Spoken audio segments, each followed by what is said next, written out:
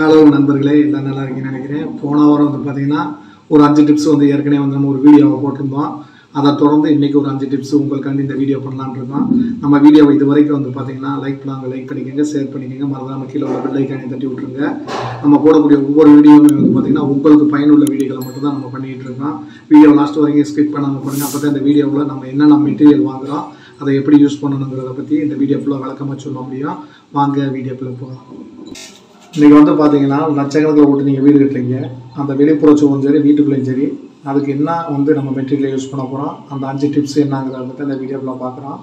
முதல்ல வந்து பார்த்தீங்கன்னா நம்ம வீடு கட்டி பூசின உடனே அடிக்கக்கூடிய ஒரு மெட்டீரியல் என்னென்னு வந்து பார்த்தீங்கன்னா பிர்லா ஒயிட்டு ப்ளஸ் வேம்பு. இந்த 2 ஐட்டமே வந்து பார்த்தீங்கன்னா உங்களுக்கு வெளிப்புற சுவருக்கு வந்து ரொம்ப வந்து அதாவது கிரிப்பாக இருக்கக்கூடிய ஒரு சிமெண்ட்டு. இது எப்படி வந்து பார்த்தீங்கன்னா வீடு பூசி கிட்டத்தட்ட வந்து பார்த்தீங்கன்னா ஒரு வாரத்துக்குள்ளே நீங்கள் வந்து இந்த பிர்லா ஒயிட் அடிக்கணும்.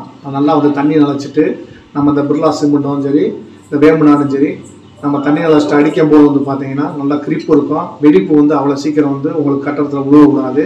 இதான் வந்து நம்ம வந்து முத பார்க்கக்கூடிய முக்கியமான விஷயம். செகண்ட் டிப்ஸு, நீங்கள் அடிக்கக்கூடிய பிர்லா ஒயிட்டும் சரி, வேம்பு சரி, அடித்து முடிச்சு குறைஞ்சது 2 நாளைக்கு வந்து பில்டிங்கை குளிர தண்ணி நினைக்கணும். அப்போ தான் வந்து அந்த சிமெண்ட் வந்து செட் ஆகும். செட் ஆச்சுன்னா வந்து பார்த்தீங்கன்னா வெடிப்பே வந்து உழுகாது மேக்சிமம். அதனால் வந்து மெயினாக நீங்கள் வந்து கவனிக்க வேண்டிய விஷயம் என்னென்னு பார்த்தீங்கன்னா நல்லா தண்ணி நிலங்க கட்டடத்தை, அதாவது அடித்து முடித்ததுக்கு அப்புறம். இப்போ வந்து பார்த்தீங்கன்னா 3வது டிப்ஸு என்ன வந்து பண்ண போகிறோம் வந்து பார்த்தீங்கன்னா பிர்லா ஒயிட் அடிச்சாச்சு, வேம்பு அடிச்சாச்சு.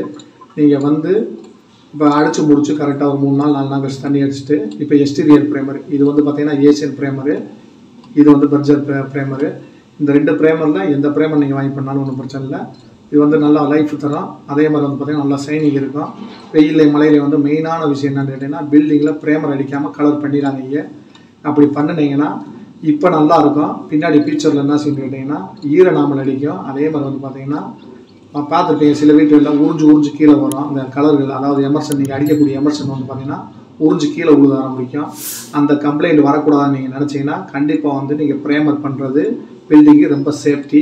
அதனால் மைண்டில் வச்சுக்கோங்க. அது முக்கியமான விஷயம்.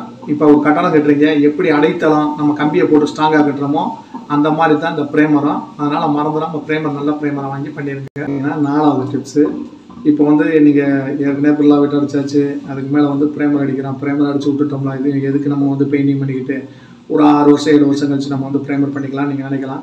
மினிமம் வந்து 3 வருஷத்துலேருந்து 4 வருஷம் வரைக்கும் நீங்கள் ப்ரைமர் அடிச்சுட்டு அப்படியே விட்ருங்க. அதுக்கு மேலே விட்றாங்க. காரணம் என்னன்னு கேட்டிங்கன்னா நீங்கள் அடிக்கக்கூடிய ப்ரைமர் வந்து நாள்பட வெறும் பவுடராக ஒடியார ஆரம்பிச்சிடும். அதோட கிரிப் தன்மை குறைஞ்சிடும் வெயிலே மழையிலங்கிறதுனால. அதனால் வந்து ஒரு 4 வருஷம் கழிச்சு மெயினாக வந்து கலர் பண்ணிடுங்க. அப்படின்னா அந்த ப்ரைமரோட கிரிப் தன்மை போயிடுச்சுன்னா நம்ம திருப்பி ஒரு தடவை அதுக்கு மேலே நம்ம ப்ரைமர் அடிக்க வேண்டிய சூழ்நிலை வந்துடும். அந்த இடத்துக்கு நீங்கள் போகாமல் இருக்கணும்னா பட்ஜெட்டில் நீங்கள் பண்ணணும்னு நினச்சிங்கன்னா கண்டிப்பாக வந்து ப்ரைமர் அடித்து ஒரு 4 வருஷம் கழிச்சு கலர் கண்டிப்பாக பண்ணிடுங்க. அதான் 5வது டிப்ஸு. இது வந்து பார்த்தீங்கன்னா ஏற்கனவே வந்து பிர்லா ஒயிட் அடிச்சாச்சு, ப்ரைமர் அடிச்சாச்சு. இப்போ நீங்கள் வாங்கக்கூடிய எமர்சன், அதாவது எக்ஸ்டீரியர் எமர்சன் வாங்குறீங்க, அது வந்து நல்ல லைஃப் உள்ளதாக வாங்கிக்கோங்க. காரணம் என்னென்னு வந்து பார்த்தீங்கன்னா இன்றைக்கி 5 வருஷத்தில் இருக்குது, 8 வருஷத்தில் இருக்குது, 12 வருஷத்தில் இருக்குது, 15 வருஷத்தில் இருக்குது. அது லைஃப் உள்ள எமர்சனை வாங்கி பண்ணிட்டீங்கன்னா நீங்கள் அடிக்கடி பெயிண்டிங் பண்ண தேவையில்லை. ஏன் இதை சொல்கிறேன்னு கேட்டிங்கன்னா நீங்கள் 5 வருஷத்துக்கு ஒரு எமர்சன் வாங்குறீங்கன்னா அது 2 தடவை வாங்கி நீங்கள் சம்பளம் கொடுக்கும்போது வந்து பார்த்தீங்கன்னா உங்களுக்கு டபுள் மடங்காக இருக்கும். இதே வந்து நீங்கள் ஒரே இதாக வந்து லைஃபாக வாங்கிட்டீங்கன்னா எமர்சன்னு, இது வந்து பார்த்தீங்கன்னா ஒரு 15 வருஷத்துக்கு ஒரு தடவை நீங்கள் பெயிண்டிங் பண்ணால் போதும். 1. 2வது வந்து பார்த்தீங்கன்னா நல்லா ஷைனிங் இருக்கும். ஏதாவது அழுக்கு போட்டாலோ எதுவும் வந்து தூசி போட்டாலோ வந்து பார்த்தீங்கன்னா மழை பெஞ்சோடனே உங்களுக்கு முதல்ல வந்து கழுவி விட்டுரும். 2. 3வது வந்து பார்த்தீங்கன்னா வெடிப்புல வந்து அதிகமாக விழுவக்கூடாது.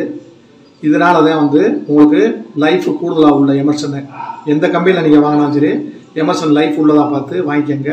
அப்போ தான் பில்டிங் வந்து எப்பயுமே சேஃப்டியாக இருக்கும், உங்களுக்கு நல்ல ஷைனிங்காகவும் இருக்கும். வெயில் மழையிலையும் என்றைக்கு வந்து பேடாகாது, மழையிலையும் வந்து பார்த்தீங்கன்னா எந்த ஒரு கம்ப்ளைண்ட் வரக்கூடாது. அதனால் நல்ல எமர்சனாக வாங்கி வெளிப்புற சுவர் பண்ணுங்கள். ஏன்னா இப்போ ஏசியனில் உங்களுக்கு பர்ஜர், டூலக்ஸு, இப்போ நிப்பான் எல்லா கம்பெனிலையும் வந்து பார்த்தீங்கன்னா வெளிப்புற சுவருக்கு வந்து 10 வருஷம் 12 வருஷத்துக்கு வந்து எமர்சன் போட்டிருக்காங்க. அந்த மாதிரி எமர்சன்களை வாங்கி நீங்கள் பயன்படுங்க. இதே போல் உங்களுக்கு 5 டிப்ஸோட அடுத்த வாரம் மீண்டும் உங்களை சந்திக்கும் வரை உங்களிடம் விடைபெறுவது சமத்.